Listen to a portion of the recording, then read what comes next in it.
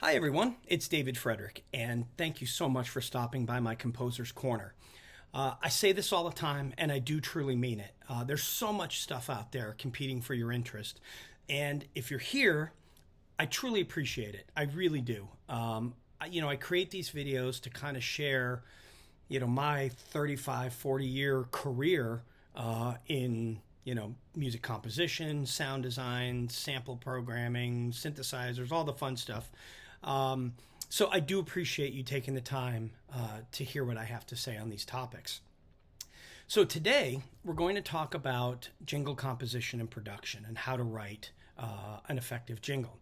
And you may say, well, what are you talking about? Why are we talking about jingles? Well, the interesting thing about jingles is it enables you to compose music in multiple genres. It requires you to hone your skills in vocal arrangements, interpersonal skills, all the things that you're going to need to do when trying to score music for film or for any other type of medium. It's a good opportunity to get better at your craft. And it was very helpful for me when I was trying to, continue to grow my craft, whether it was interpersonal skills, working with the ad agency and the creative director and executives, the brand owner, vocalists, engineers, producers, all that fun stuff. Not to mention the fact of having to write music within constraints, right? And we'll talk about these things.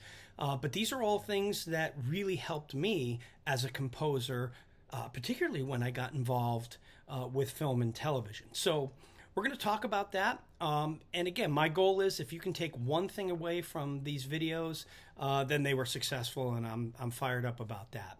So today's topic, jingles. Why don't we get down to business? All right.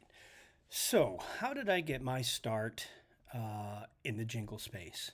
Well, it goes something like this. Back in the late 80s, I had been doing a ton of session work, all, New York, Pennsylvania, Boston, all over the place.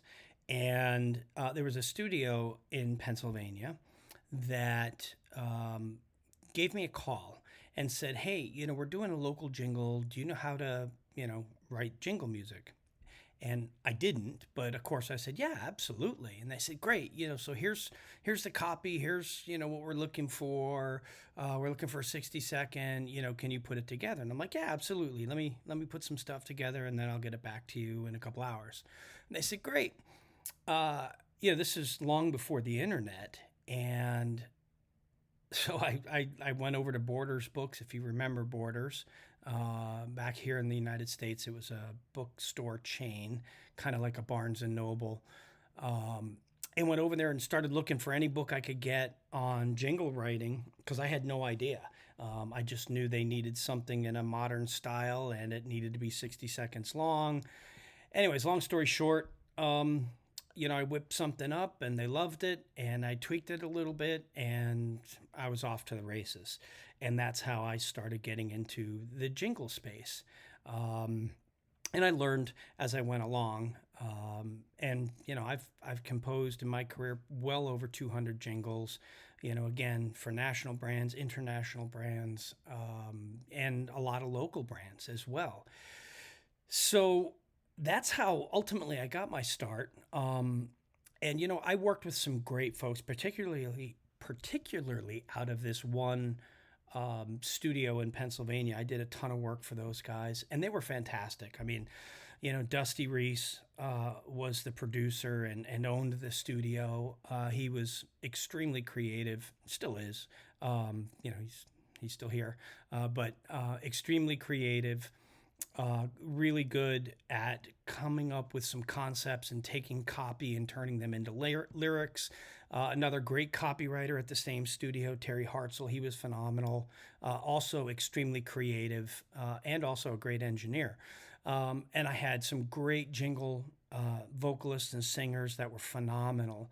And like anything, right? Whether it's scoring for film, TV, any project, you have a team of people that you collaborate with and work with. And I was very blessed that when I started doing jingles, I had some great mentors and some great creatives around me and great talent to help make these jingles very successful.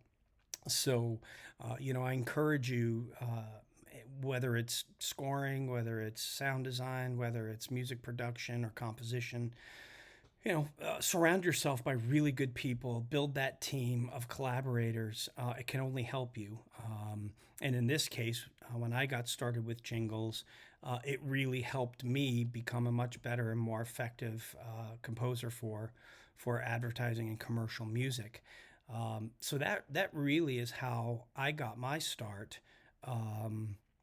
Just saying, yeah, I can do it, and I didn't know how to do it, but I was going to figure out how to do it, and I did it, and I got better with each jingle, and the next thing you know, I'm writing jingles left and right for tons of folks.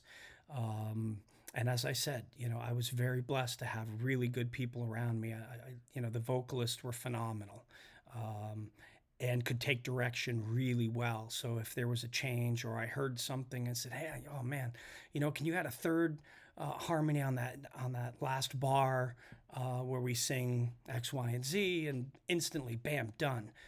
Moving on. So we really became a well-oiled machine, and I encourage you to do that as you continue, to work on your craft. And again, it could be something as simple as an engineer. Not that there's anything simple about being an engineer, but having a good engineer to work with to mix your music, or great vocalists or instrumentalists, or lyricists. I mean, all those things are really, really important. So we can't do it.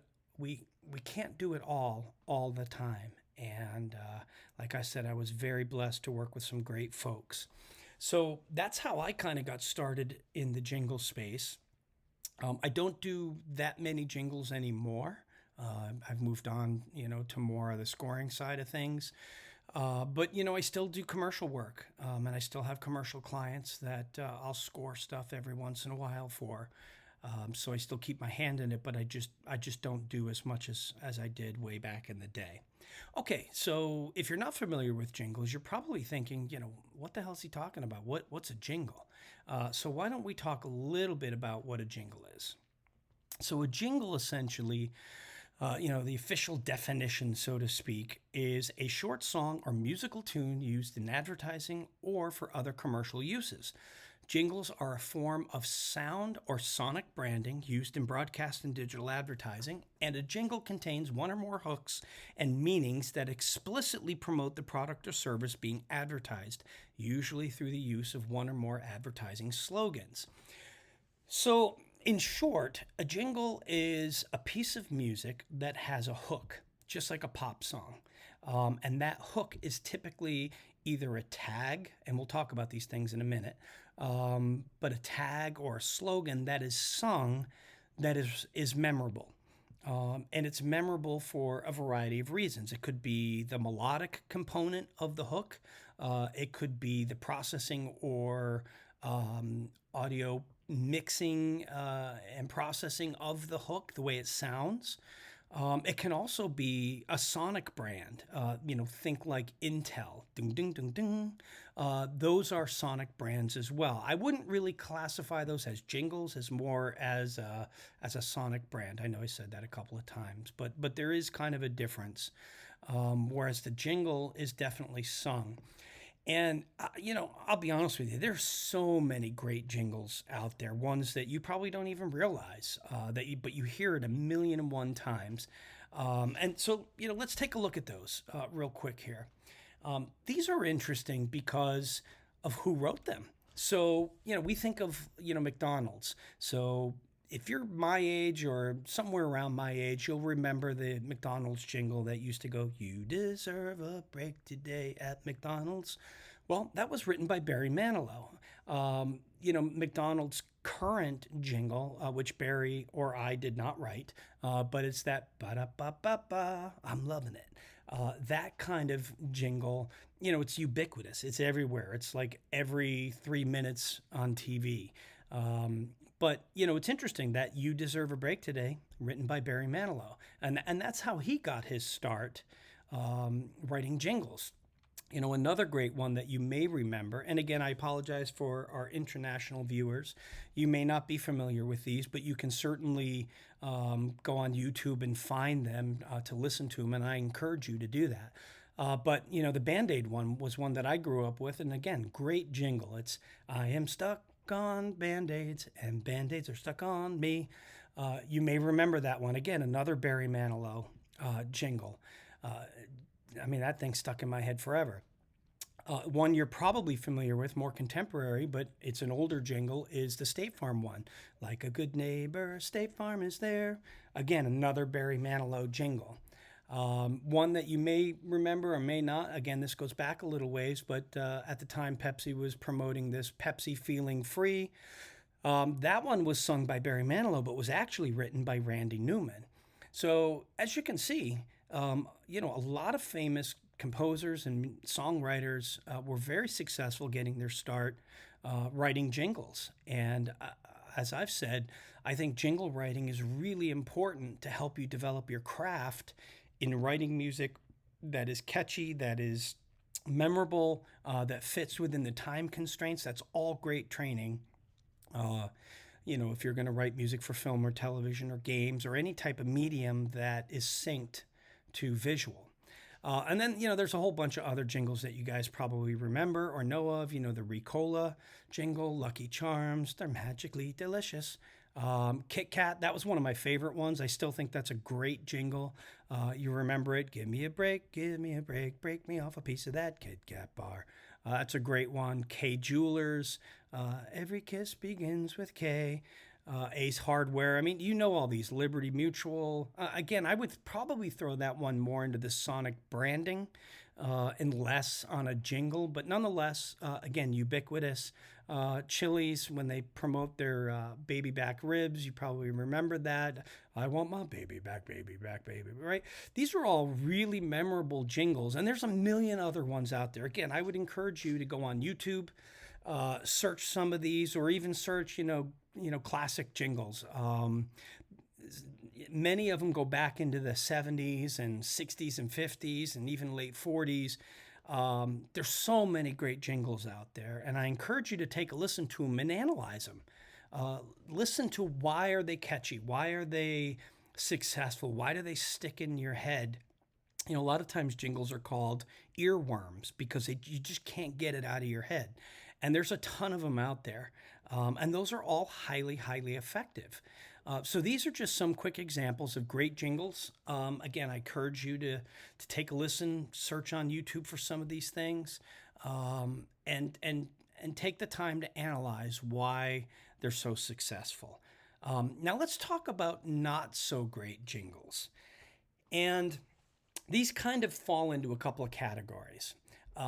There are bad jingles, but they're designed to either sound bad, or there's bad production, or it's just terrible. And there's a bunch out there. I won't go through all of them.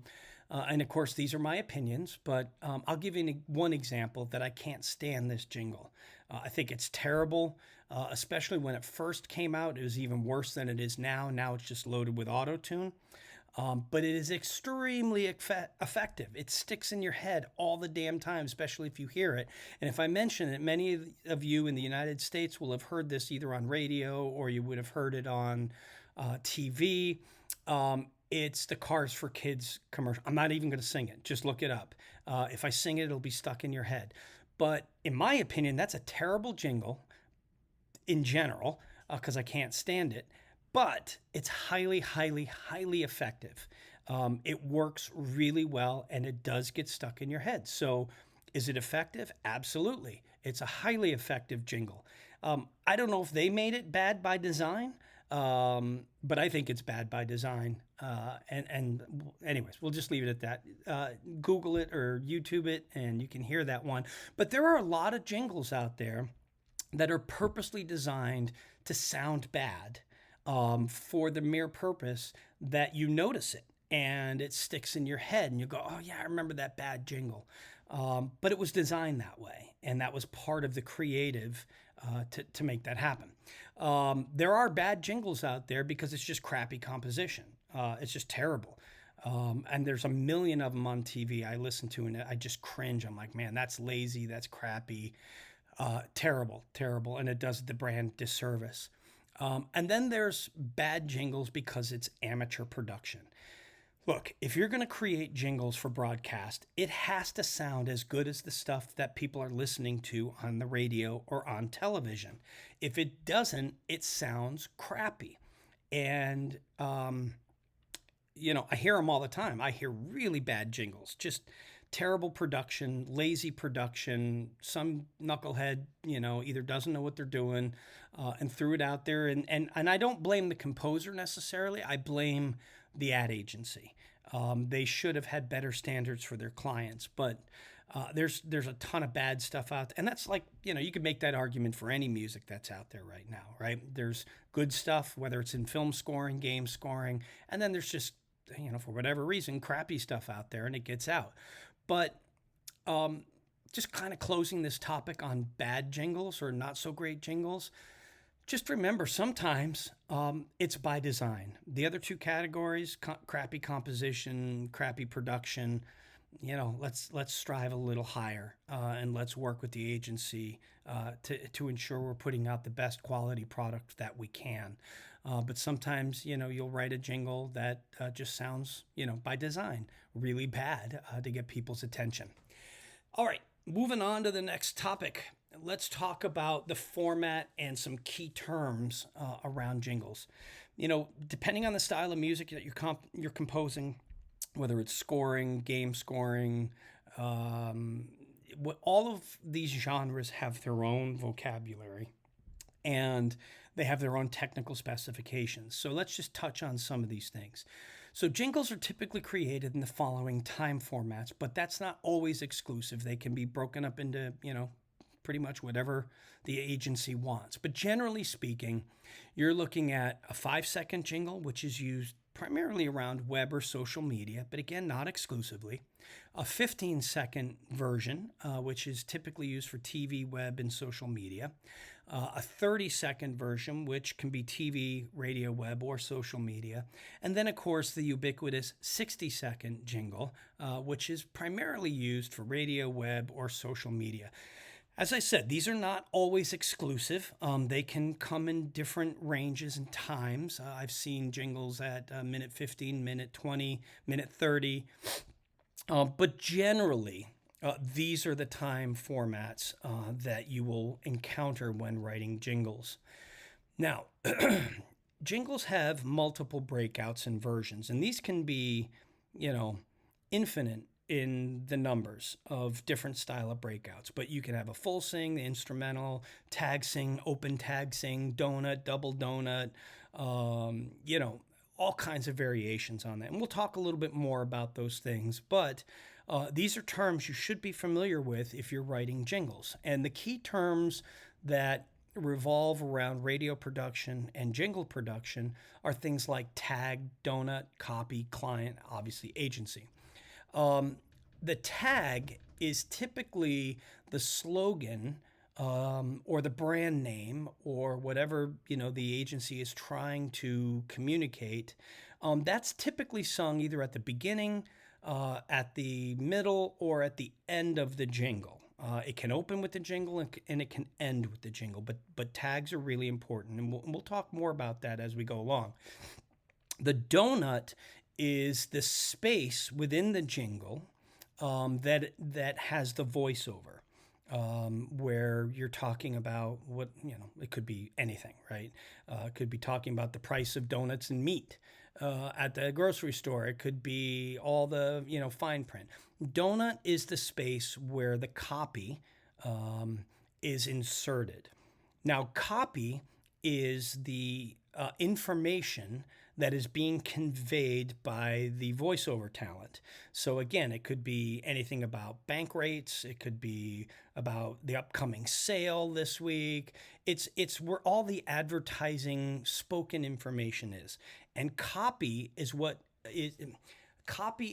the information that is written down that the voiceover talent is reading during that space within the jingle.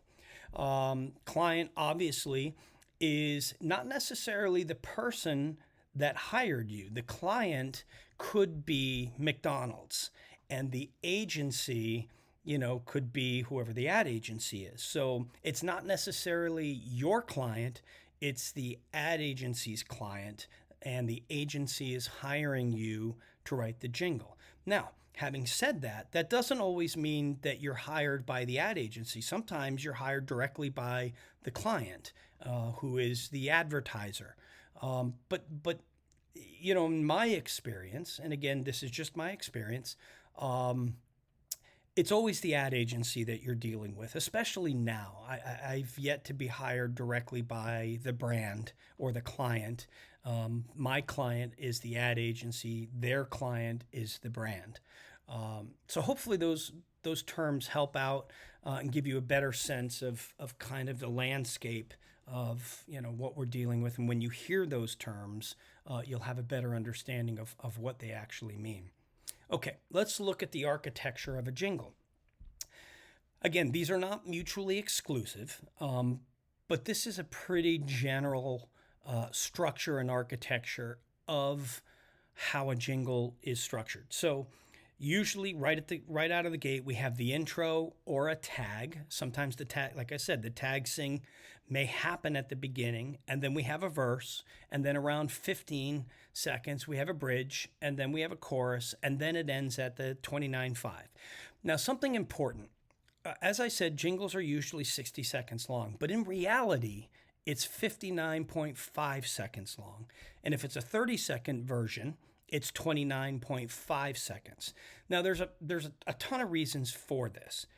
The main reason is to ensure that the jingle ends before the next ad or the DJ comes back on or the next commercial starts. The other reason is sometimes there might be a disclaimer, and you've heard it a million times, right? You'll hear this commercial, and then at the end, at 10 times speed, you'll hear equal opportunity lender, member by FDIC, blah, blah, blah, blah, blah, blah, blah, right? They'll throw all that in there. So they need a little bit of space to add that information in there. So just remember, when you're writing music for a jingle, it needs to end at 29.5 or 59.5, and do not let that ring out or the reverb or whatever it may be go past 29.5, or it's going to get cut off, and then it's going to sound like crap, and then your jingle on the air is going to just be terrible. And I don't know if everybody will notice it, but the agency will, and the client might, and you will. All right. So as I said, in this architecture, there could be so many different infinite amounts of breakouts, right? You can have, let's say it's a 60-second jingle, and you may have your open tag and intro, then verse, then you may have a tag sing. It won't necessarily be the full chorus, and then you'll have your donut, and then you'll have your bridge, and then you'll have the tag and chorus. Or you may have an intro and then a potential 15-second donut, and then you'll have the tag sing at the end. And we'll talk about how these breakouts work. But generally, I just wanted to share kind of the typical architecture of a jingle. All right, let's kind of switch over to the composer side, and let's actually talk about the deal, right? How does a composer get paid? How much does a composer get paid? So like many things today, the jingle package is typically a package deal for the composer, meaning you're responsible for everything. The agency hires you, and it's your job to deliver a finished jingle, unless the agency has, some sort of famous talent that's going to sing on it. Then they'll negotiate with their agent and all that fun stuff.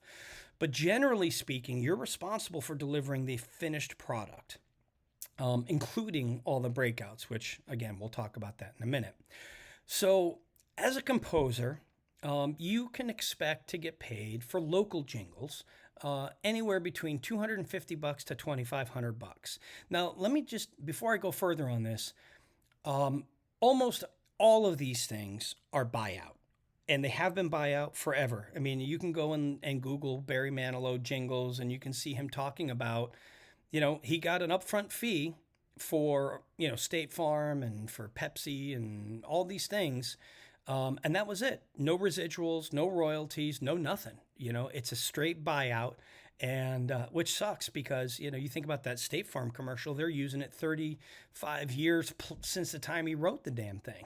He would be a millionaire many times over just off of that jingle if he had gotten the publishing and the mechanicals and whatever else.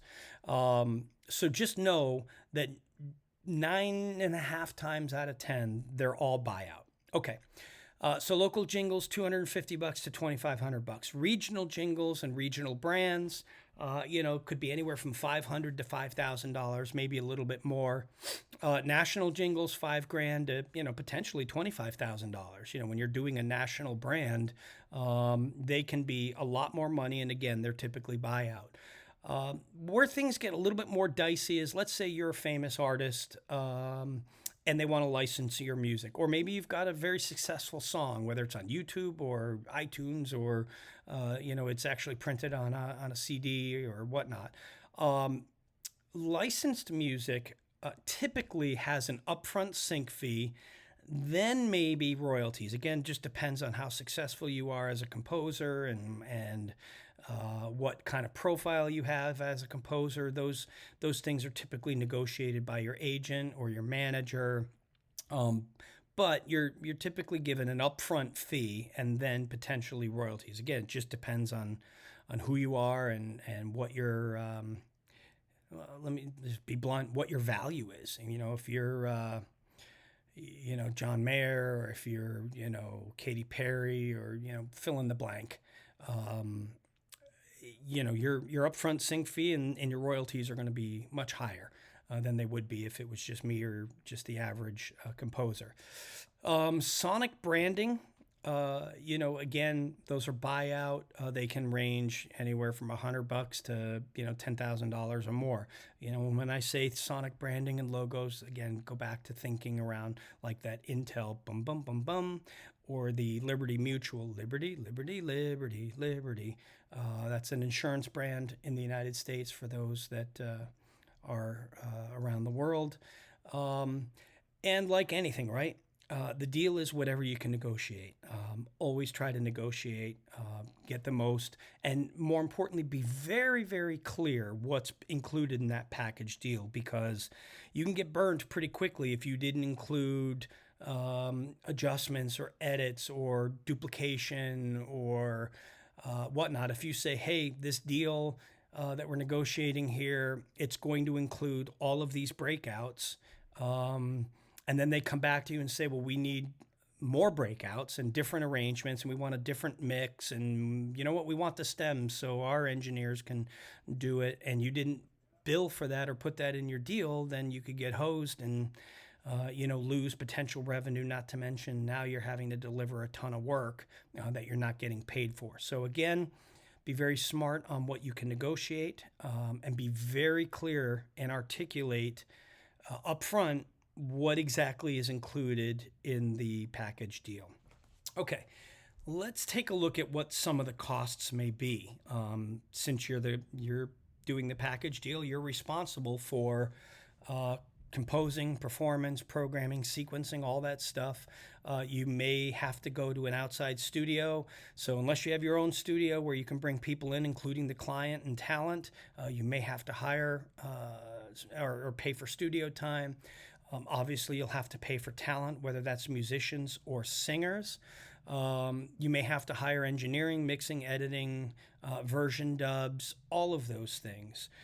So again, what I was saying earlier is just make sure in your deal that you're covering off on these things and you've planned for these things. Because if you don't budget this correctly, you could end up eating all these costs, and then you end up, doing all this work for little or no money. It's also something, I'm going to throw it out there. When I was in my heyday of writing jingles, this never happened. But it has happened in recent times, including, just a couple months ago, where I scored for a commercial, and they asked me to do all the sound design, and audio post, and which was fine. They paid for it, so that wasn't the problem, but it was a lot of work, right? I mean, not only did I have to write and score the music for the commercial, but I had to actually do all the sound design, create the sound effects, and then do all the audio post production, lining all the sound effects up with the animation or the actors. And so, literally, I was responsible for the entire audio production. And then I had to do all the breakouts and then, master and mix it so that it was broadcast ready. And it's, again, that's not a problem, but it was a unique situation that I happen to have the skill set to be able to do that.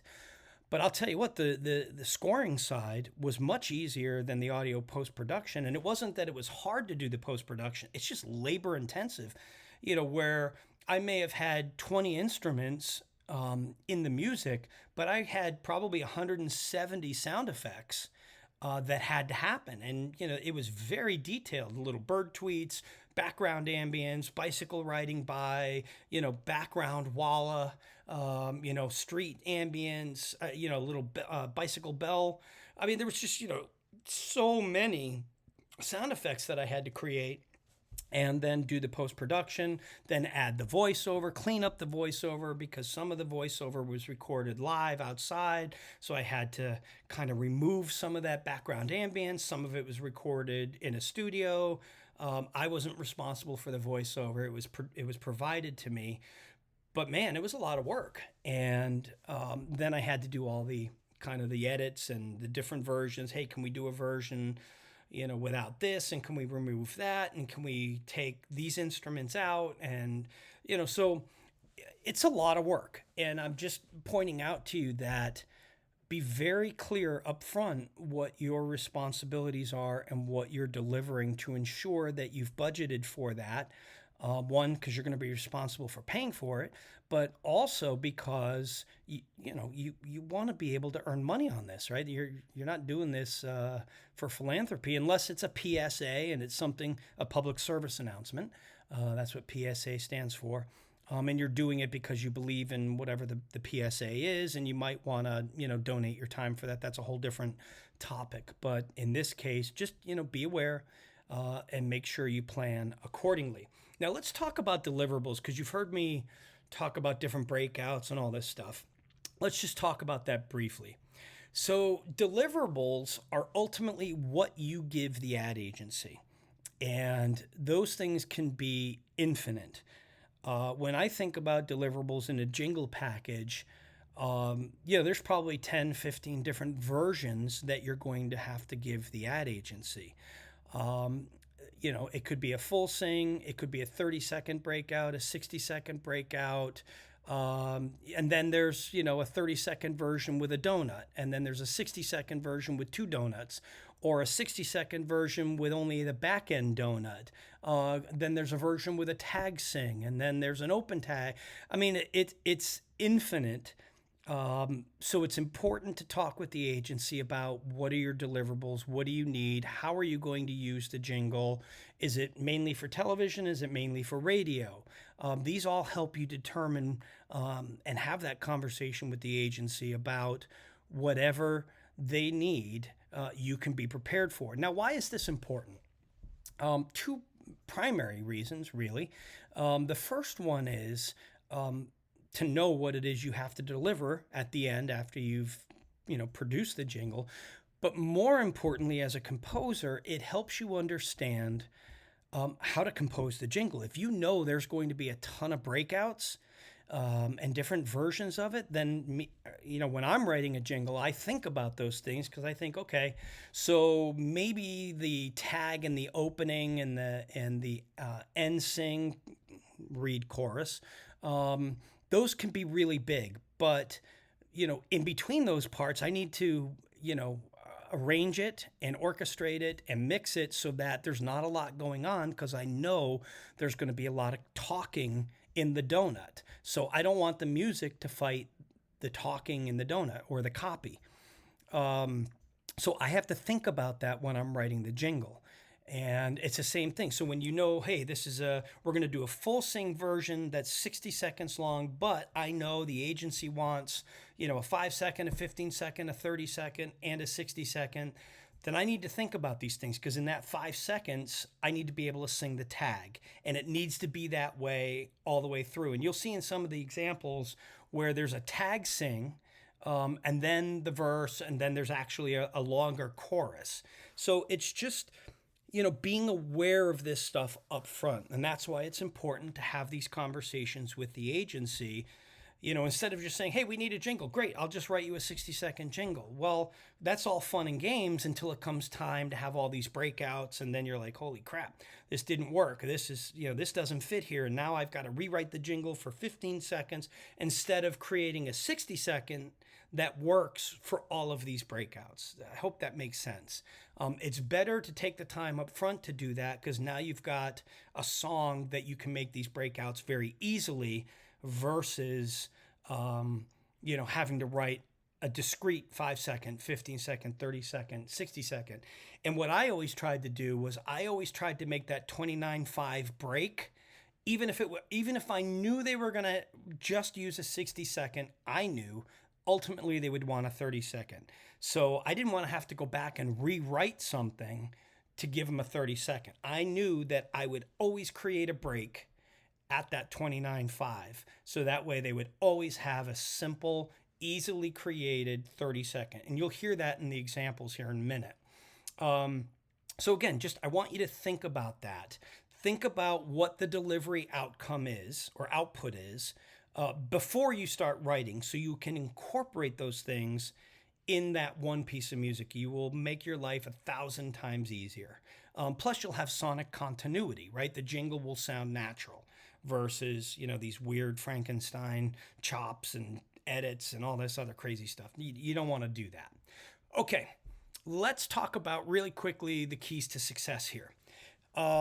Once you have the gig and you're going to write a jingle, communication. And this would be whether you're scoring music for film, television, games, commercial, virtual reality, whatever.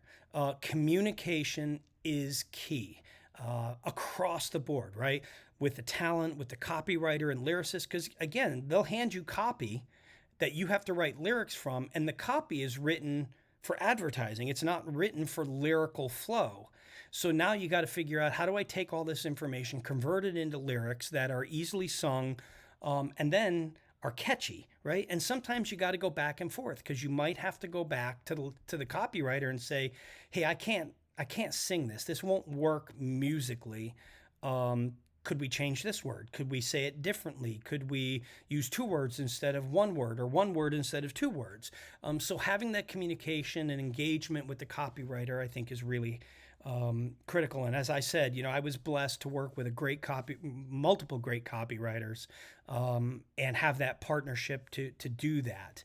And they also had the talent to know, okay, this needs to be sung, so I'm going to try to write it in a way that'll make Dave's job a lot easier.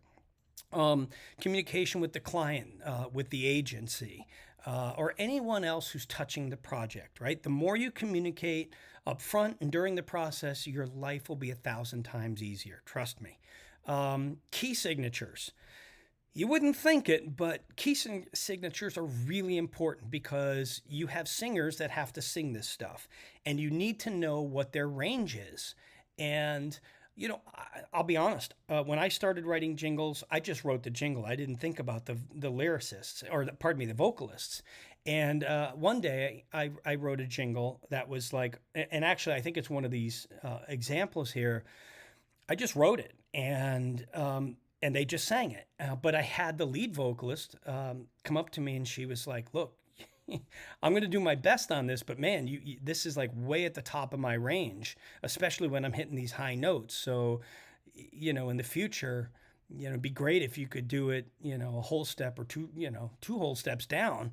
That would make my life a lot easier." And I thought, man, I didn't think about that. I was just focused on writing the jingle. And so I encourage you, make sure, when you hire your singers, just to find out what their range is. And of course, it's much easier now as we're composing in our DAWs to just drop the whole song down, half step or whole step or whatever it may be, or write it in the key that they need it to be in. But just be aware of that. That was something that was a big eye opener for me. I just frankly didn't think about that. So the boss, identify who the boss is.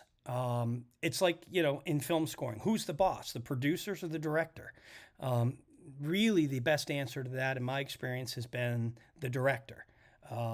Even though the producers will give you their own ideas and you have to find a way to balance between the producers and the director. But ultimately, it's the director, right? It was their vision that was put to film, and it's their vision that has to finish the film. It's no different in the jingle, right? The ad agency, is the one who's hiring you. So they're the boss. But the client has input, and the client may say, well, yeah, but I kind of thought it should have sounded like this. Well, it's your job to kind of balance what the agency is telling you and what the client is telling you. And again, this applies to whether you're game scoring, film scoring, TV scoring, jingle writing. The worst thing you can do is find yourself pitted between the producer and the director, the agency and the client.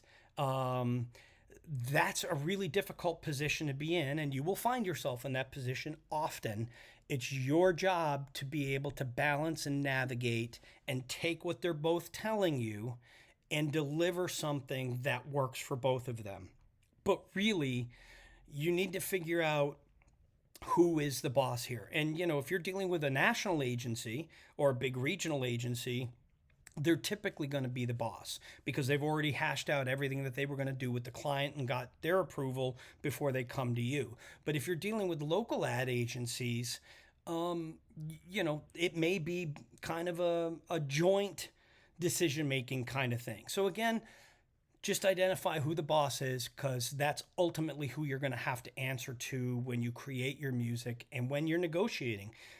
And when you're trying to get paid and all of those fun things. So that's important. Be sure your talent is locked in, right? Make sure you're using good talent. They need to be successful in the ability to sing jingles. This is not pop singing. They need to be able to articulate words and brands. They need to be neutral and not sing with an accent unless it's something that you want to have an accent in. I'll give you an example. I've written jingles that were, for the jingle was going to air and it was for a client in one part of the country, but the talent that I was using, the singers, were from another part of the country. And the way they pronounced certain words was different than the way they pronounced words in the other regions. So just be careful on that. Try to be neutral. Be aware of those things because it does make a difference, right? I'll give you an example. The client was in Sarasota, Florida. The talent was in the Northeast, and they said Sarasota instead of Sarasota. And we had to go back and recut some of the stuff because that was not how it was said there. Another word, in certain parts of the United States, people will say cement and other people will say cement or umbrella instead of umbrella. So just be aware of these things, and you want to try to be as neutral as possible. And I would imagine this applies, in different parts of Europe and in different parts of Asia and South America as well. The dialects are there. So just be aware of that. Again, it's one thing if you want it to be that way specifically to convey something, but it's another thing when it's just a natural way your talent speaks or sings. So be aware of that. Make sure before you start recording, you have the latest tags, copies, lyrics. I can't tell you how many times people have changed things up before you've had a chance or after you've recorded things, and that's on you. So be careful, be upfront, and be sure you have the latest information before you start recording, and be flexible. And again, this applies to anything, whether you're in scoring for media. Be flexible because things change and ideas change, and you might hear something after you start tracking vocals and you're like, oh man, I want to add a harmony there, or I want to change that. Let's come in 2 beats earlier. And so again, just be flexible. That's part of the gig. Manage your session time. If you are hiring and using a studio and you've got talent, remember, time is money. So be sure that you're organized to manage your session. Otherwise, it's going to eat into your budget, and then again, you're working for nothing. Be sure you have sign off and agreement from all interested parties before you record, right? I'll tell you some stories later on. Make sure everybody's on the same page, everybody's agreed to what the deliverables are and what the outcomes are going to be. Otherwise, you'll find yourself in trouble and it'll be miserable. And now you're eating into your budget. And now you have to go back and change things. And it's difficult. All right, enough talking about this stuff. Hopefully that was helpful. But let's actually get into some examples here. So I've picked a couple of examples from local and regional clients. I didn't want to use the national ones for obvious reasons. And they all have something different, and we'll talk about those things, but I want to kind of put all this together. But before I do that, I wanted to tell you kind of my rig at the time, what I was using instruments. I thought you might find that interesting, maybe not. But at the time, I was using an Ensoniq TS10, which I loved. It was a great keyboard. I had 3 Akai S900s. And again, you got to remember this was late 80s, early 90s. So I had a TS10, 3 samplers. I had an Akai X7000 sampling keyboard, the original MPC60. I had a Roland Super Jupiter, Roland MKS50. I had Oberheim Matrix 1000, which I primarily used for some custom bass sounds. I had a Bohm FM synthesizer. Bohm was a company in Germany. They make great organs. And they had some great synthesizers. They had a great MIDI controller at the time that I was using. It had a nice Vitar synth keyboard on it, 88 note. I had 2 CAT SRMs and a Roland SH1, some old school stuff. And then I had and still have a large custom sample library for the TS10, the S900s, the X7000, and the NPC. So you'll hear those instruments in these examples. And we'll talk a little bit more about that. So why don't we get into the first example? This example was a jingle, again, 1990s, for the Pennsylvania Renaissance Fair. The objective was to create a 60-second long jingle. They wanted it to sound, kind of from the Renaissance, Middle Ages, with that type of instrumentation. They wanted it catchy, unique, tell kind of a sonic story about the client. The challenge in this jingle was lots of complicated words and tons of lyrics, and it needed period-sounding instruments. Pennsylvania Renaissance. Those are big words, so it was interesting to work those in. The production challenge was getting those period instruments. You got to remember, this was, back in the day, S900, whatnot. So in this case, I had some ethnic percussion and tambourines and that kind of stuff, but I really needed that kind of lute sound, and I needed a recorder type of sound. I just happened to have a recorder it goes back to middle school. You start out with the flutophone, and then you go to the recorder and all that. You guys remember that, at least in the United States. I'm sure many of you remember that. But anyways, so I still had the recorder. So what I did was I sampled just a single note, and no multi-samples, any of that stuff. Just a long single note, sampled it, and then I tried my best to put a little bit of vibrato at the end, which wasn't awesome, but it doesn't matter. But what was neat was when I used it, and of course, as I played up higher on the keyboard, obviously it plays the sample faster. So it created a very unique, natural sounding recorder. And you'll hear this in the jingle that plays kind of like this little melody part. And it brought the whole thing to life at the time. So that was fun. That was a challenge. It wasn't a huge challenge, but it was nonetheless a challenge to get that period sounding instrumentation and orchestration and arrangement. The other thing was the vocal arrangements. Obviously, there's some harmonies in there. There's a lot of men singing in there with some of the female vocalists in the background. But anyways, let's take a listen to this. That's kind of a little bit of the background. This was a highly, highly successful jingle that ran for many years, won a ton of awards, but I think you'll enjoy it. So let's take a listen to the Pennsylvania Renaissance Fair. Join us on a wonderful tour of magical days of yore. We'll take you back to Renaissance days in magical, mystical ways. With jousting knights and royal delights, Shakespearean parts played up to new heights. Discover a world of fantasy, the Pennsylvania Renaissance Fair. Human chess, games to play, funny jesters all day. See the Queen and her court, for mirth of a different sort. The Pennsylvania Renaissance Fair.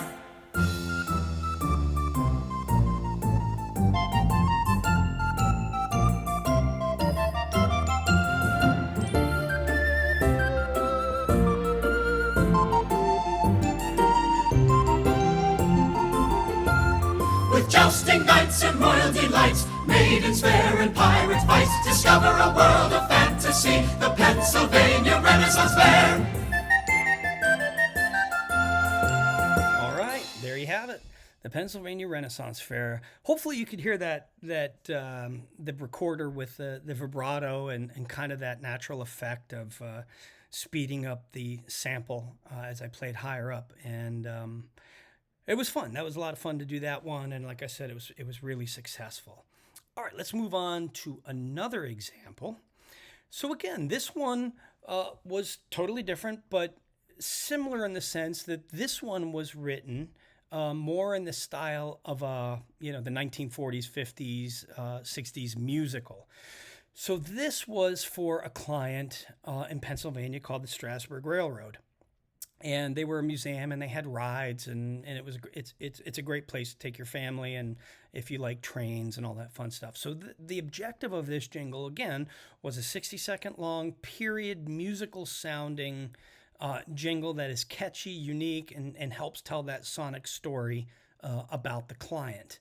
And most of these jingles, I'm giving you the full 60-second version with usually the donut at the end there. But anyways, this jingle was interesting from a challenge because it had a lot of lyrics.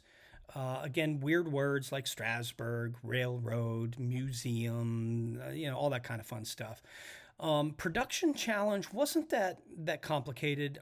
The vocal arrangements were a little more complicated, but not complicated, just a little more involved. Again, there's some period instruments. This jingle had some sound effects that I sampled in there, the train bell and the train whistle. I had one of those old wooden, you may remember, I think you can still get them, but it's kind of like that wooden train whistle. You blow into it and it sounds like a train. So I sampled that, and you'll hear, kind of the pitch bend in that whistle. That was literally just using the mod wheel or the pitch bend wheel to give it that kind of train effect. So this one actually incorporates some sound effects that I used in a musical context with the samplers.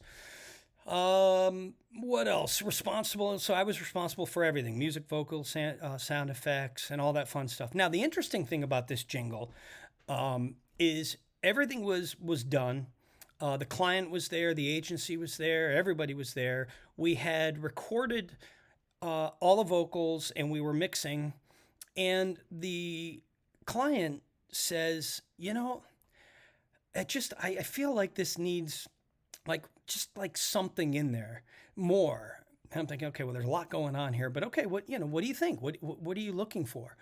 And they said, look, could we have like a little trumpet going in there? And I always, when somebody throws out a specific instrument, I always, my radar goes up, and it's my job to probe and say, okay, well, tell me what you're thinking. What are you looking for here? What are you trying to convey? And because it may not be a trumpet, that's just the word they come up with. Or, I can't tell you how many times. Could you just put a little flute in there, or strings, or, and it literally has nothing to do with the actual jingle. They don't know how to articulate what they're looking for. But in this case, they really wanted a trumpet.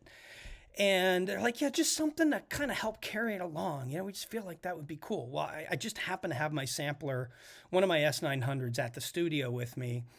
And I'm like, okay, sure, let's see what we got here. Let's give it a shot. So I pulled out and loaded up a trumpet sample, and literally on the fly played this little trumpet, part throughout the jingle. And this ultimately, it was literally one take. And this is what ended up being in the jingle. I mean, it just literally said, okay, hit record, and I just played along with it, and this is what we got. So let's take a listen to this jingle for the Strasburg Railroad, and you can hear kind of all these different components put together in this jingle. Strasburg Railroad. Oh, all aboard, take a ride on the Strasburg Railroad. We have lots of good times to share. Come on a long journey back on the Strasburg Railroad. Let the steam locomotive take you there. We're right on track to take you back to a special era. So climb aboard a train restored to bring back days gone by. It's your ticket to fun. Come on, everyone. We're leaving on track number one. What? Strasburg Railroad.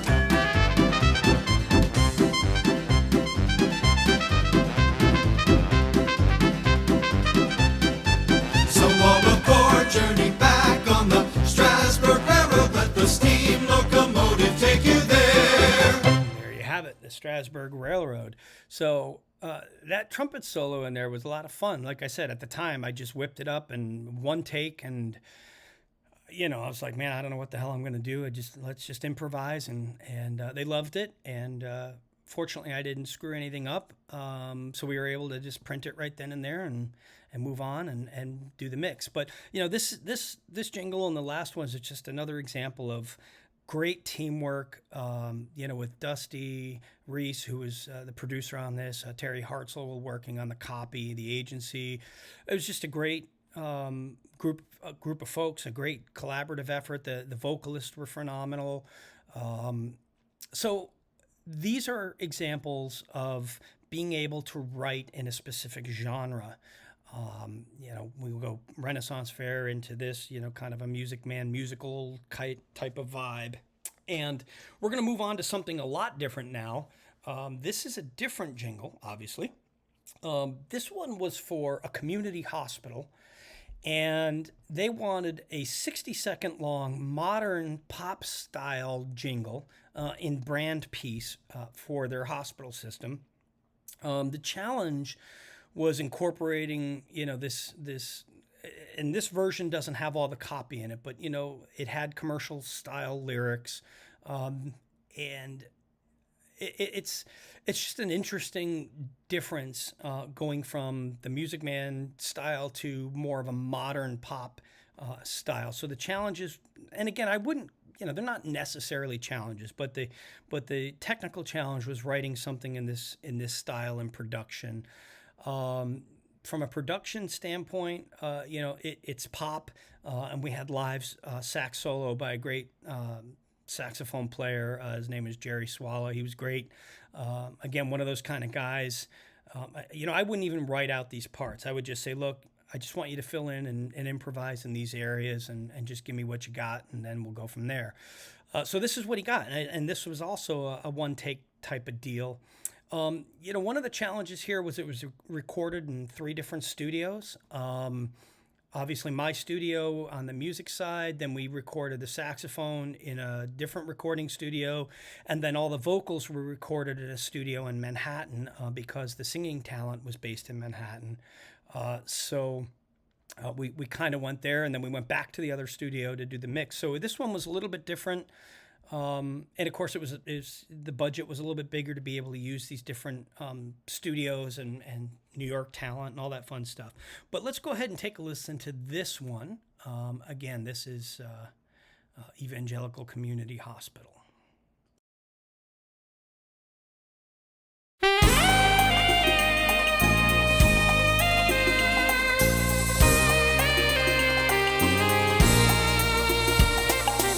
Excellence every day.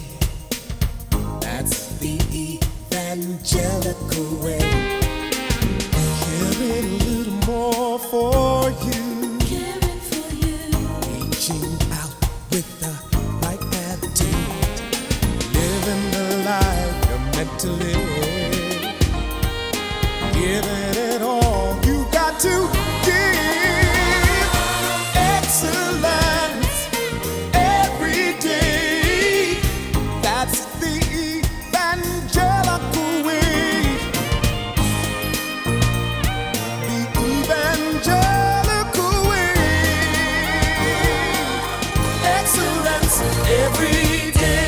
Evangelical Community Hospital, Lewisburg. So there you have that. Again, much different style of music, but again, working with some great folks, great lyricists. Just so easy when you're working with good talent and you're organized and you let everybody know kind of what the expectations are, what you're looking for as a composer and the producer. And this, again, was a very successful jingle. Let's go ahead and move on to another one. In this case, this was a jingle, again, for a regional market. It's called Family Owned Markets. The objective here was to create a 60-second long jingle, kind of pop style, that incorporated, lead and backing vocals. The challenge here is just a lot of lyrics, and so the vocal arrangement had to, kind of fit all that, and of course fit all this information in a 60-second full sing. Again, production challenge, really, it was just more of a pop style jingle than some of the other ones we were listening to. The production points here, there's a bunch of key changes, which is really good. I want to mention key changes, and I'll probably mention it again, but key changes are really good in a jingle if you can fit them in, because it helps build to that chorus, and build to that tag or whatever that slogan is. So it makes it a little more effective in identifying what the tag or the brand point is. So just keep that in mind on key changes. And this one sounds a little bit funkier than the others because I think this was a surround sound mix at the time. But let's go ahead and take a listen to this Family-Owned Markets jingle. I actually really like this jingle. I don't know why, it just was one of my favorite jingles that I've written. Great taste is what we have for you. Quality In everything we do. savings, That sets us apart. freshness. You'll see from the start. Oh, Bring the great taste home. you'll love it. Shop your friendly, family-owned markets. Bring the great taste home. You'll love it. You're gonna love it here.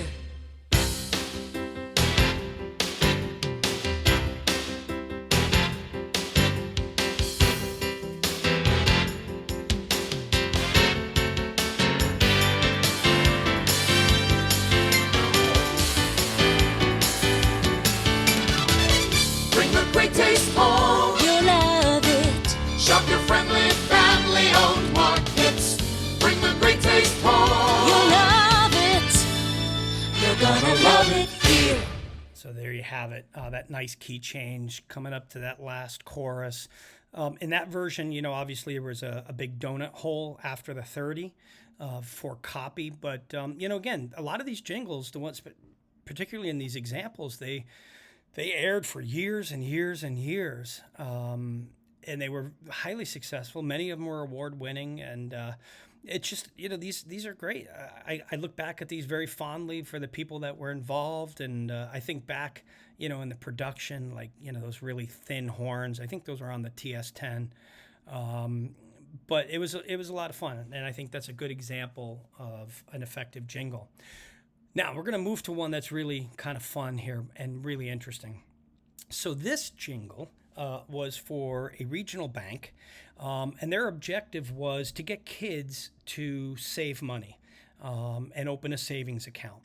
And there was a big campaign around this, and they had a squirrel that, you squirrel your money away. And it was this whole play on this squirrel, and the whole ad campaign was about getting kids to put their money away and save it.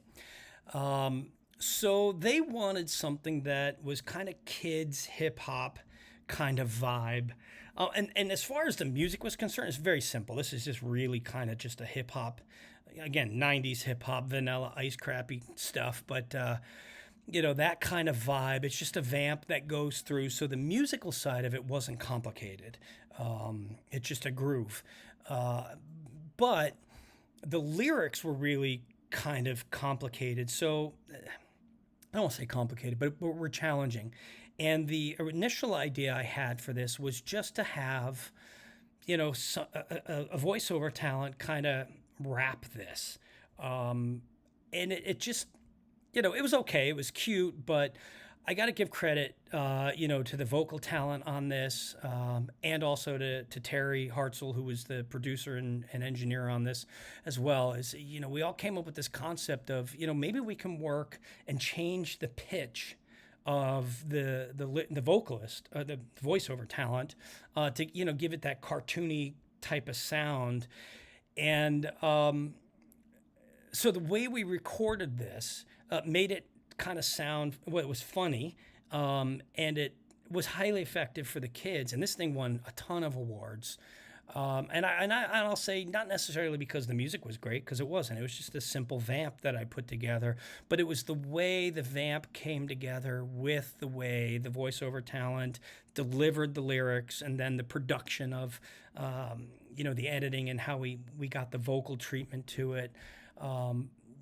Just heavy use of the MPC and the S900, and then I used the Oberheim Matrix 1000 for the bass. But this is just, I used this example because, one, it's kind of funny, and two, it just goes to show you that sometimes it's not just the music that can be effective in delivering an effective ad campaign and an effective jingle. It could be just the production and the production elements that really set it apart. Okay, enough talking about this. Let's take a listen to our squirrel rapping.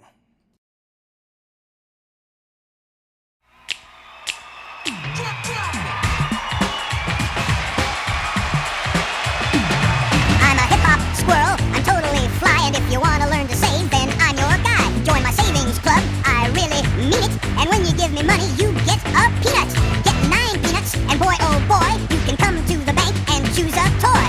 And if you keep on saving, I ain't talking trash, you could win a prize that's really flash. Squirrel time. And all the while, you'll be doing great, cause you're earning something called an interest rate. It's how grown-ups make their money grow. It's a secret that you all should know. So dig what this rockin' rodent has to say, and ask if you can join my club today. Then gather up your coins of silver and copper, cause learning how to save is really proper.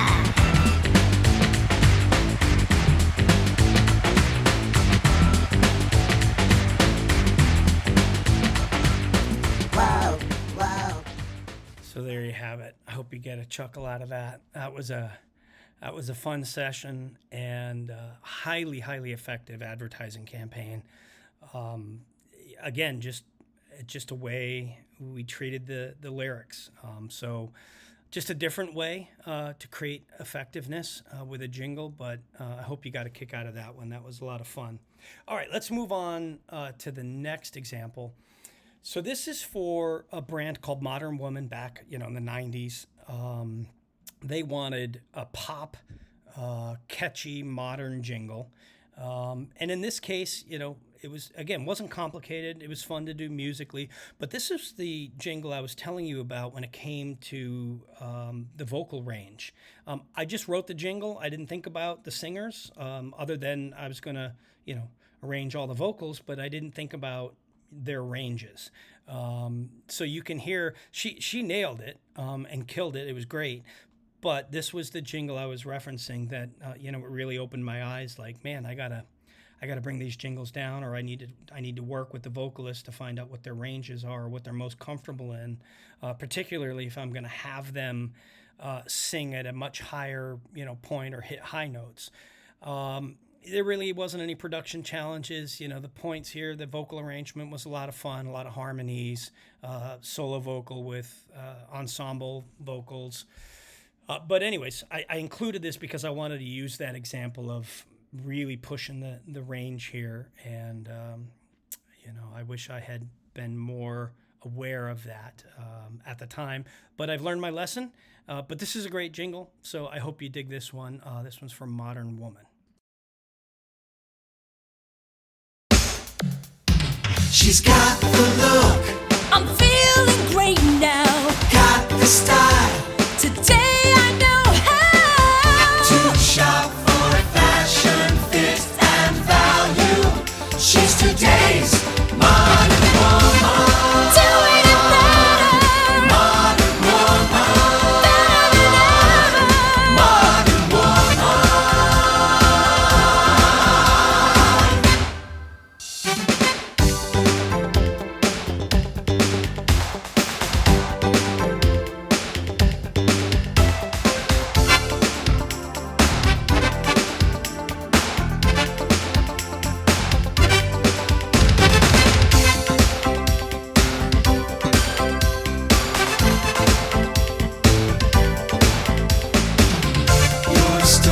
your savings, modern woman.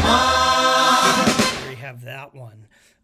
It's what's really fun about looking back at these things from so long ago is I listen to things that make me cringe. This example and the next example are two examples of that. I don't know what the hell I was thinking with the double bass there, on the kick drum. That was just stupid. I don't know what the hell I was thinking there. But, sometimes you're in the groove and you're just like, hey, I'm going to program that in there. That was really cool. But, in hindsight, I look back at that and go, well, no, that was a little busy. Shouldn't have been there. I could have probably done something different to get from the bridge to the chorus. But it is what it is, and hindsight's 20/20. But that one, I cringe and look back and go, what an idiot. So, speaking of idiots, let me go to the next jingle. This actually is, again, there's nothing wrong with it, other than the fact that I overdid it with the horns. I love horns, especially when I'm doing funk or pop or whatnot. I just, it's just in my blood. I just love having great horn sections. Not that I'm saying this is a great horn section. I overdid it way too much with the horns for a jingle. Again, in hindsight. At the time, I thought it was cool. Now I think you're an idiot. That's just over the top. But this was for the Pocono Mountain Tourism Board. Again, they wanted a 60-second catchy pop modern jingle that articulated a message to get people to vacation in the Poconos. The challenge is, Pocono, you can break that up rhythmically, but again, weird words, right? Pocono Mountains, just lots of lyrics in there. Really no production challenges. Just I look back at this and go, man, what the hell were you thinking with all the horns? I could have slowed this down, but I just want to give you an example on this, and let's go ahead and take a listen to this jingle. The Pocono Mountains, we're always in season. Take the family on a great vacation. Experience our world of fascination. Relax and celebrate our Pocono attractions. It's easy, just call 1-800-POCONOS. We're always in season.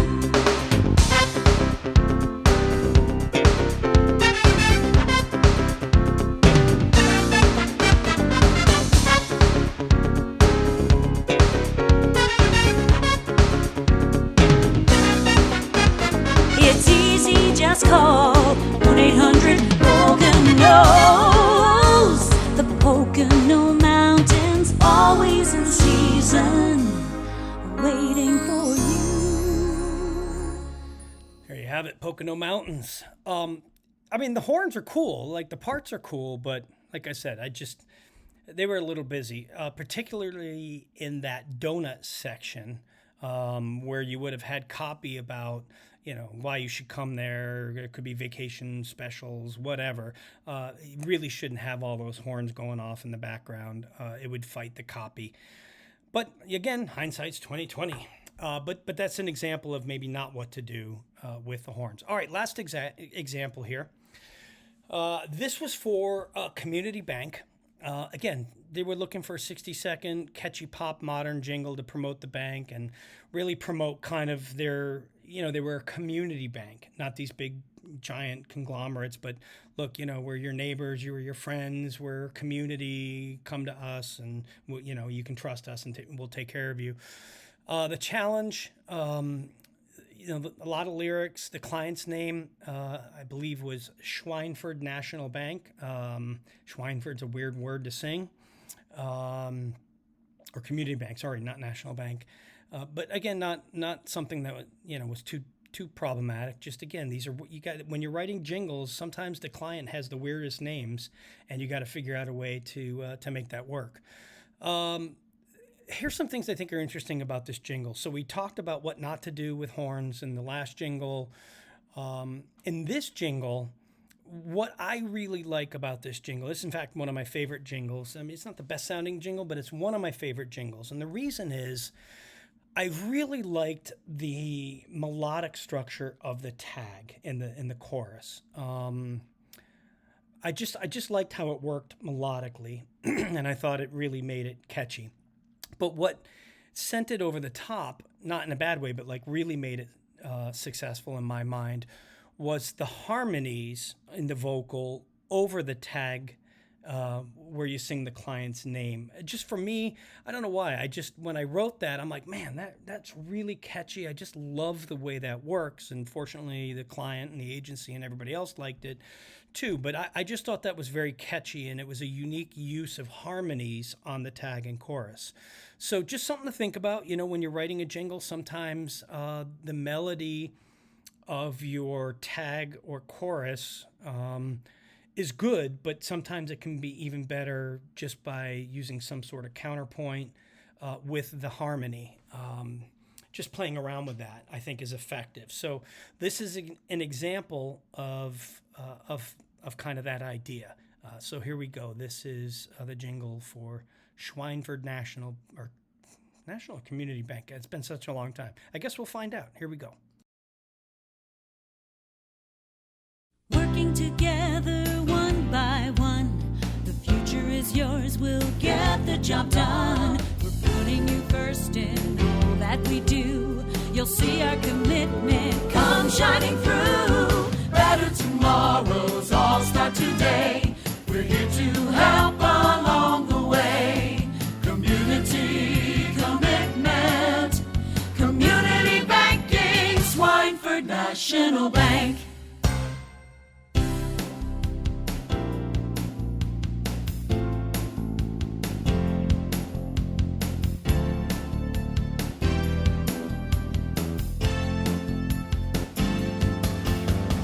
Better tomorrows all start today. We're here to help along the way. Community commitment, community banking, Swineford National Bank. So there you have it, a good example of using the harmonies on that tag. I learned my lesson with the brass and the kick drums. It's just, to me, that's structurally a sound, no pun intended, jingle. And you'll notice if you listened on all these jingles, you'll hear those definitive breaks at 29.5 and 59.5. But I always tried to build those into my jingles to make my editing easier. So I hope you enjoyed those examples. Again, they're dated. They go back a long ways, but all of them were award-winning. All of them were highly successful. And really, that's the most important thing. Was it successful for the client, and was it successful for the agency? And in these cases, these were definitely highly successful for those clients. And again, I'm just going to throw it out there. I worked with a great team on a lot of these jingles, with Dusty Reese and Terry Hartzell and, Denise and Chet, great vocalists. It does make it a lot easier when you work with a great team. And I was just blessed to have great people around me, and still to this day I do. So, definitely strive for that. What's the old saying? The team makes the dream, or something to that effect. I know it's hokey, but it's true. Okay, let's move on to some closing things here. So, secret sauce. What are the things? A recap of kind of my tips and tricks. Keep it simple musically. I know that sounds kind of ironic considering I just told you about all these crazy, and you just heard the kick drums going nuts and too much horns. But I'm telling you this for a reason that you just heard. Keep it simple musically, right? Because you have to remember that there'll be people speaking over your music, not singing. I mean, you'll obviously have singing through the tags and the chorus and maybe a full sing, but you'll have a lot of donuts and there'll be a lot of copy that has to be conveyed. So particularly in those spaces where there's going to be a donut, try to dial down the instrumentation or the busyness of the music. Keep it simple. Also, hooks, tags, catchy ideas are usually simple ideas. So just keep that in mind. Compose the music, as I said, to hit those breakouts. 30 seconds, the 29.5, the 59.5. Try to compose that to make your life easier at the back end. Remember, mixing a jingle is different than mixing a pop song or a film score or game score. I mean, they're all different. They all have their own techniques. Know how to mix a jingle. And just think about the structure of the jingle, right? You might have full mix and full vocals and everything's kicking ass at the open tag sing and the 30-second sing and the end sing. But you might want to dial some of that instrumentation down, and particularly if it's busy or it's something that might fight the lyrics. And it's an art form, so just be aware of that. Mixing a jingle is different than anything else. Formalize your compositions. One of the things I learned early on, and it just worked out this way naturally. And then I figured it out, and then it became my formula, which was why I was able to write so many jingles throughout my career, is I kind of formalized the structure of the jingle. So if you write something, again, generally speaking, around 120 beats per minute, that will give you a 4-bar intro, an 8-bar verse, a 2-bar bridge, and a 4-bar chorus. And then you're at 29.5, roughly, right? You might have to go up or down a beat, 125, 124, 123. But generally speaking, that's a good framework. And then that, of course, doubles at the back end because it's just another 30-second jingle to get you to 60. So if you can formalize this, it makes your life a lot easier, and it enables you to create much quicker, because then I've got a 4-bar intro, and that could be a 2-bar tag sing and then a 2-bar drum groove to get you into the verse. And so anyways, for me, working on this kind of formulation, it made my ability to create jingles and do them more systematically. And you could say, well, that's not creative. Well, no, it is creative, because now I know what my structure is. And now I can work on the music, and I can work on how to get these lyrics to flow and build and all that fun stuff. And again, it wasn't anything I set out to create. It's just something that I naturally did, and then realized, 120 beats gives me this, and this. That makes my life 10 times easier. So I'm always going to start writing these jingles this way. Now, there's always exceptions to the rule, but generally that formula worked out really well for me. So I encourage you to think about how to formalize that to make your job easier. Using vocal harmonies, we talked about that in the last jingle to help that tag stick out. I'm also going to throw in there. Know how to arrange for vocals. There's been times in some of these jingles where I had to actually write out the vocal arrangement and how I wanted them to be sung.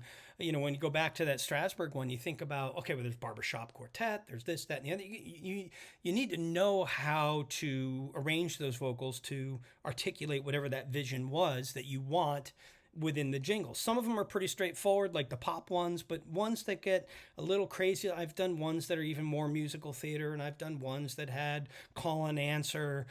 So being familiar with how to arrange for vocals is important, because you may have to write out the vocal chart.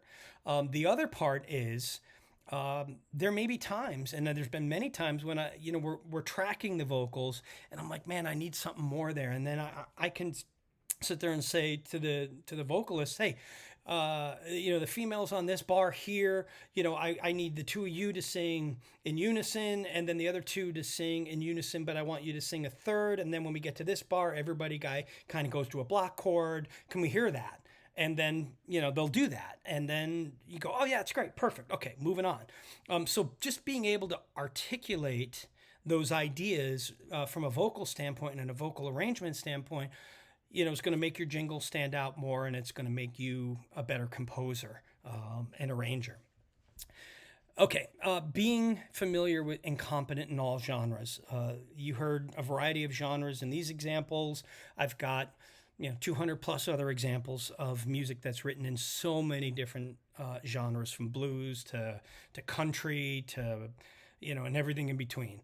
So as a composer, writing commercial music and writing music for other mediums, being able to write competently and authentically in other genres and styles, I think is going to help you be more marketable and will help you be a better composer. Now, you don't have to be the best country songwriter, You may be the best country songwriter, but you don't have to be to write, convincing country music.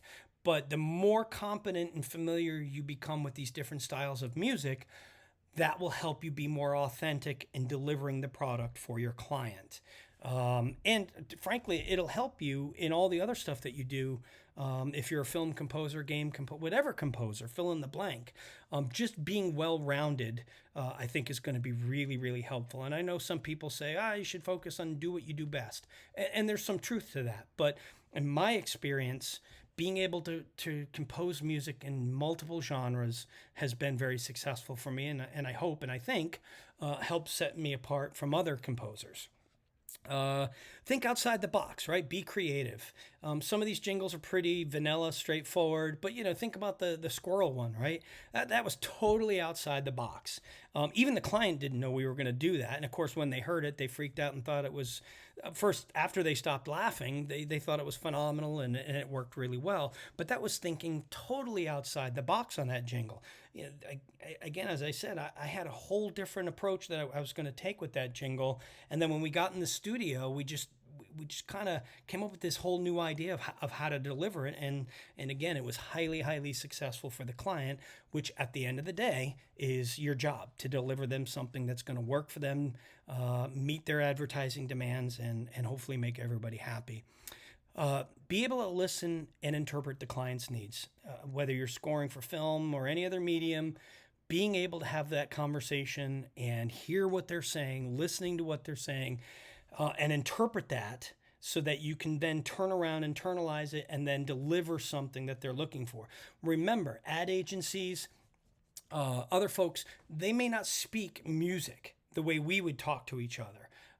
So being able to listen, probe, ask questions about what they're saying to you so that you can then deliver something that is successful for everyone. And be a good communicator, right? That's a life lesson. That's a lesson in everything else. And certainly in what we do as composers. You need to be a good communicator, articulate your vision, your ideas, advocate for yourself. Self-advocacy is really important. And then also, being able to talk to cross constituencies, right? You may talk to a copywriter, then an ad executive, and a creative executive, and then the client, and then the chief marketing officer, and the VP of that brand. I mean, there's so many people you may be talking to who are all totally different, come from different worlds, different perspectives, different languages. And you need to be able to have those conversations with those people and not sound like a knucklehead. So, being a good communicator is really important. Let's talk about why jingles are tough to write. Well, you got to write them in any style and any genre, and you got to write them in a way that that the client wants you to do it. They're complex, right? From simple orchestration and arrangements, synth, to very complex orchestrations and pop and everything in between.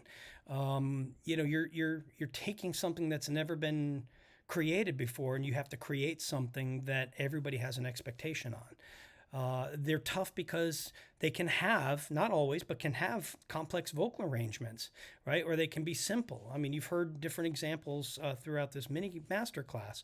I talked about dialects and accents. Pay attention to that. You don't want to get burned and have to go back in the studio to recut stuff because the jingle won't work in certain parts of the country because of the accent or dialect. You've got to write a jingle that you can fit all the lyrics in and have a hook, right? So it's a lot like writing a pop song, but in 60 seconds versus 3 minutes. It needs to be catchy and unique, especially if it's a jingle and you're trying to get people to remember a brand or a tag or a slogan. It's got to be at the highest sonic quality, right? Unless you're looking for that crappy sounding jingle to meet the ad objectives, it's got to sound as good, if not better, than what's on the radio or on the TV. Especially now, it was less so when I first started out, but now, you've got big challenges as a composer because now you're competing with library music that they can get for free or cheap online, or somebody who's a garage band wizard. Now you've got a lot more competition and coming from different areas, which is why it's important to be able to stand out and create music in different genres and styles and be highly effective. You must be able to balance the creative input from the ad agency and the client. Remember what I talked about, knowing who the boss is. Sometimes the agency has a different vision than the client has. And you don't know about that until they all show up in the studio and you're about to cut the vocals and mix everything for them. And all of a sudden you find out not everybody's on the same page. That's a bad place to be. You must be able to incorporate and make musical sense of clients' names, tags, and branding, right? As you saw in the examples, sometimes they got weird names. And, I've had to write jingles that had some of the most bizarre names that, like, man, how am I going to get this to work rhythmically, musically, memorably, in a good way. So think about those things, when the client comes to you and says, hey, my brand is, Lipschitz Poconos Resort. That might be really, really hard to, to put together musically, or maybe not. I don't know. Maybe you can find some unique ways to make all that work, and then it becomes really memorable and catchy. All right, so let me tell you, just as we wrap up here, some tales from the studio, and this goes kind of bringing all of this together. I think one of the biggest things in writing music for media is being prepared. And in this case, I want to share with you a couple of quick stories. So there was a time I was writing a jingle for a national pharmacy brand who will remain nameless. But they wanted a corporate jingle that they wanted to use for internal corporate marketing and promotion and whatnot. And it was a jingle that was in the rock style, kind of like, Dire Straits' Money for Nothing. It was that style of guitar and that kind of vibe, where that vocal treatment, and then, you kind of had that high part with Sting. It was like that style of jingle. And, again, this is a national brand. So I wrote the music and the jingle, and they loved it. And I had a great vocalist who would do a phenomenal job on it. I hadn't worked with him before, but his demo was great, and he seemed like a pretty cool guy. So the night of the session, the agency comes in with all the executives, right? The creative director, the account director, the chief marketing officer of the company, the VP of marketing. They all come in, and they're all excited, right? Because they had not been in a major, big recording studio before. So everybody's fired up. This is, look at this. This is neat. Look at all the lights. And I'm not making fun of it. I mean, it was a pretty cool experience for them at the time. And the vocal talent was going to show up at 6. They were going to show the creatives, and the client was going to show up at 6:30. We were going to start recording at 7. At 6 o'clock, the talent doesn't show up. I don't know where the hell they are. And I'm like, what the hell's going on? 6:30, the agency and the talent, or the agency and the client show up, and I'm kind of giving a tour, and they're getting settled. Everybody's getting a cup of coffee and getting ready, and everybody's excited. This is going to be cool. Meanwhile, there's no talent. I don't know what the hell's going on. I'm trying, and again, we're going back to the 90s. So, I'm reaching this guy's machine. I'm trying to call. And I'm like, man, he must have got stuck in traffic. I hope he didn't get in an accident, And the engineer's looking at me like, hey, we need to get levels. We need to get all this stuff set. 6:30, and now it's 6:45, no talent. And the engineer's getting impatient and getting nervous. And he's like, you're going to have to sing this. And I'm like, dude, I am not a singer. Like, I sing in the shower, and, maybe I'll sneak in some background vocals. But, I don't consider myself a singer. Well, now it's 10 of 7. He's like, you're singing this. And I'm like, yeah, I guess you're right. I am singing this. So I go in, everybody's sitting on the couch getting ready. And I said, well, hey, everybody, I got a surprise. I wasn't going to tell you, but, yours truly will be singing this jingle for you. Oh, my God, that's great. That's fantastic. Oh, we can't wait to hear it. And I'm like, yeah, me neither. So I go down, we get some levels, and, we record it, and I sing it, and I sing all the background parts, and everybody's thrilled, and it was great. I wasn't happy. I mean, it wasn't terrible by any stretch of the imagination, but it was not what I had in my head, and I was really pissed off that this guy did not show up, and I had to sing the frickin' jingle. Not only do I had to sing it, but I had to sing it in front of the client and the ad agency. So the moral of the story was, 1, I never hired this person again. 2, just be prepared. You got to be prepared. In this case, I was not prepared, but I was prepared. I wasn't prepared to have to sing, but I wrote the jingle and I wrote the melody lines and I knew what they sounded like and I knew they were in a key that I could sing them in. So everything worked out fine, but be prepared. Sometimes the talent doesn't show up, and that's a bad place to be, and that's obviously not a good situation. I never hired that person again, and I didn't trash him, but if anyone asked me, hey, did you ever hear this guy? I was thinking about having him record on my project. I'd be like, yeah, it didn't work out for me. Never showed up at a session for a national jingle, so I won't be working with them again. But be prepared, because that sometimes happens. Another example of being prepared. I was doing a jingle for a government agency, and they were doing a national PSA. And the agency executive wanted the music in kind of a Bo Diddley kind of vibe. They wanted that dunk, dunk, dunk, dunk, dunk, dunk. So I wrote a jingle in that style. I had the vocalist, male vocalist was going to sing on it. There were no harmonies. They're pretty straightforward. And everybody shows up to the session, the client, the agency, the executives, and we're, getting everything, all the levels set. We're getting ready. And he says, hey, this is the account executive. He's like, I play in a band and, I sing in the band. And, I was thinking, I think I want to sing this jingle. And I'm like, oh, yeah, that's great. Yeah, well, maybe we can, when we're done, we can take a take with you singing. He's like, no. Like, I'm going to sing this jingle. And I'm like, okay, sure. Let's see what you got. Let's get you down there. I'll get you set up and we'll get you in the booth and we'll go from there. And, the engineer's looking at me, the talent's looking at me, and I'm like, dude, I'm sorry. I'll still pay you, but, he's the client. So he gets down there and, he's warming up and we start rolling and he sings it. And it wasn't terrible. It wasn't awesome, but it wasn't bad. I mean, it was certainly something that could go to air, but I'll tell you what, I wasn't expecting that. Neither was the talent, neither was the engineer. And to be honest, I don't know if the client was prepared for that, but he went in there and he sang it. And fortunately, it was a pretty straightforward jingle. And, but again, I wasn't prepared for that.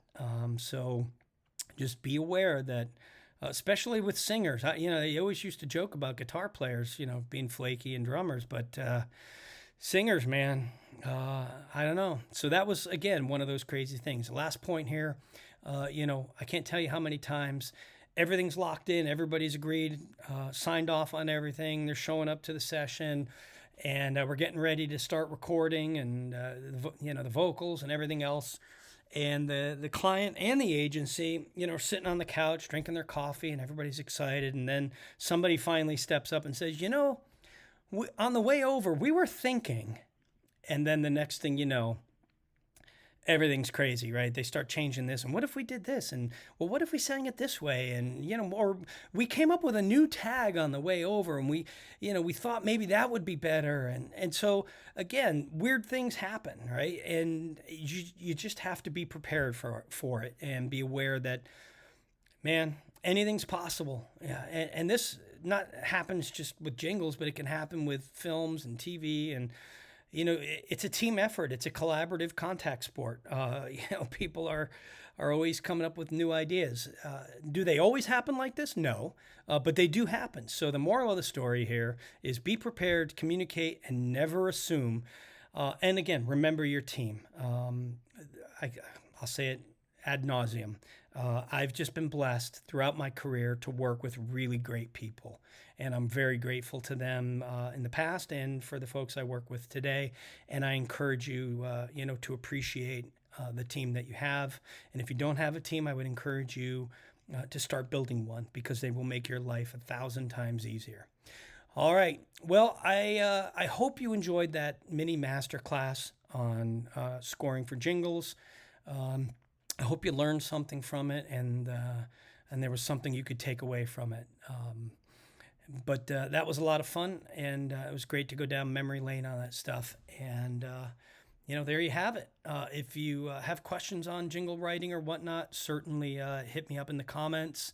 or you can, hit me up through the websites. I'm always happy to talk about that or anything else. I'll do my best to get back to you. Okay, let's finish this up with some shameless promotion. If you're into synthesizers, particularly ARP synthesizers, be sure to check out my custom signature series synthesizer patch books. I've got some great cinematic sound effect libraries, some sample packs if you're using Ableton or Reason or Acid or any of those loop sample libraries. There's some great sample packs up there and loops. Also, I've got that mentor program, so definitely check all that stuff out at dfmgsignaturesfx.com. There's some really cool things going on there. Check it out. Also, I talk about a lot of these topics and other topics on my blog at dfmgmodernaudio.com. You can check that out as well. There's some cool stuff there. But look, I appreciate it. If you made it to this point, thank you for your time. As I said, I hope this was helpful and interesting. Until next time, keep rocking, keep making great music, and, go out there and set the world on fire. Thanks, guys. Appreciate it.